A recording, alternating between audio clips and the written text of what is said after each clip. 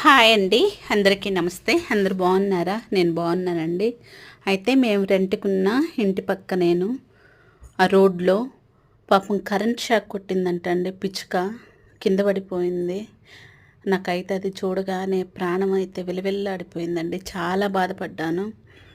నాకు అనిపించింది, ఒకవేళ పిల్లల కోసం ఏమన్నా ఆహారం కోసం వెతుకుతూ ఇట్లా కరెంట్ షాక్ కొట్టి చచ్చిపోయిందేమో, మరి ఆ గూట్లో ఆ పిల్లలు ఏమన్నా ఎదురు చూస్తుంటారేమో అని చెప్పనైతే నాకు చాలా ఆలోచన వచ్చి చాలా బాధపడ్డానండి.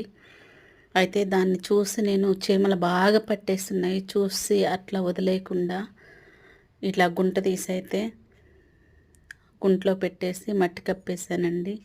నాకైతే చాలా ఏడుపు వచ్చింది. చాలా బాధ అనిపించింది.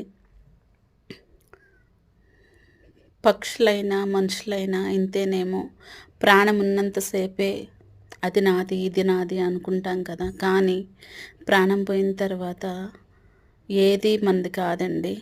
నాకైతే దీన్ని చూసి అసలు చాలా నీతి అయితే నేను నేర్చుకున్నానండి.